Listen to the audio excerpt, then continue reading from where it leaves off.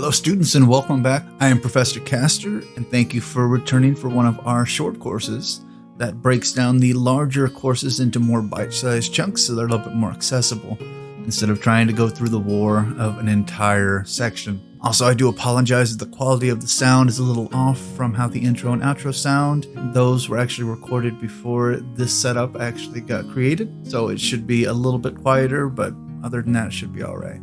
Alrighty, moving on to the Old Witch of Khador and Scrapjack. Khador's primal forests stretch across lands soaked in memory and blood. The stories of peasants hold truth from time immemorial. Such accounts speak of a wizened hag, primeval and terrible, who has advised chieftains, monarchs, and princes, and has influenced the decisions that have shaped Khador for millennia. All too often, folk tales and superstitions are dismissed, but peasants of the Cardic Sea to Old Umbri know the old witch has watched them for countless generations. Though her origins are long lost, tales of the old witch still circulate by firesides across Khador. The oldest stories are retellings of Mulgar myths about a hunched and shriveled creature of shadow, a thing of slaughter that drank deeply of the blood of the fallen and feasted upon human flesh. Legends from the time of the Khador describe an ugly old woman of untold power advising the priest king and his council.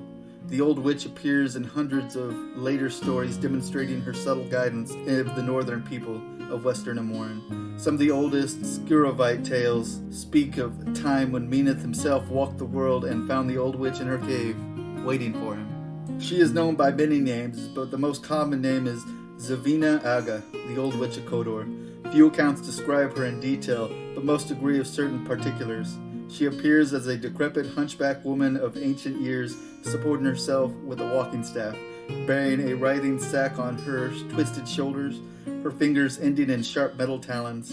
It was not until after the formation of the Iron Kingdoms the stories began to mention her companion, a primitive steamjack cobbled together by her own hand. Built during the infancy of warjack development from parts of wrecks left on various battlefields, the Scrapjack is a mechanical beast of burden that serves the old witch faithfully. She tinkers with it and adds improvements from time to time. For example, it bears an arcane relay scavenged from the ruins of the First Thornwood War. For those of you that don't know, that is what Warcasters call an arc node now. It allows you to cast spells, but the point of contact is actually from the warjack rather than yourself, giving you a more flexible range. Khador warjacks do not possess this particular piece of technology because it's very advanced and it's very, very resource consuming. And of course, Khador doesn't have access to a lot of very fine-tuned pieces of technology like that. The old witch's occult powers are primal and ancient, but she has had no trouble adapting to the mechanica of modern warfare. She commands warjacks with the same arcane prowess that draws the crows of the forest to serve her, and causes the iron claws of the earth to rend her enemies. To her, even the most advanced machines are but puzzles, and she has long been adept to solving them. One legend maintains that Svednad Skorvoro declared himself the first emperor of Kard at her behest, and that she has appeared to every Khador monarch since. The tale claims she hammered the gold and iron from the weapons of the slain chieftains into the first Cardic crown and adorned it with red jewels, powerful enchantments, and human blood. She openly opposed the Orgoth in Cardic lands, killing them whenever she found them and washing her talons in their blood to deny power to their dark gods. The journals of Exart Voltor Tridesdi, lifelong confidant of King Ived Vanar, tell of how mere days after Ivad assumed the throne, a time-worn crown came uninvited to him in his garden. No one knows the full extent of the bargain struck between Ivad and his visitor. The king would reveal only that the safety of the motherland would be guaranteed for generations to come, but secret orders were passed down to his generals, ensuring their cooperation with the witch.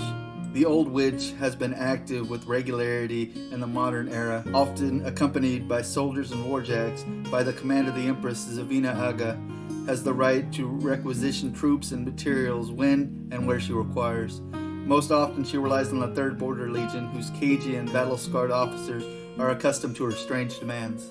And they are strange. She has long meddled in the lives of Khador's noble bloodline and the Tebeski's lineage in particular has drawn her attention. For centuries, her careful ministrations have guided their wars, lives, marriage, and children, culminating in their current heir, Prince Vladimir Tebesky.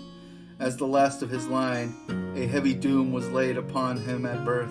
The old witch waited until he nearly sacrificed his life in a valiant battle against Crix to reveal his destiny to him, and she has since watched and smiled as fate has tightened its grasp upon him.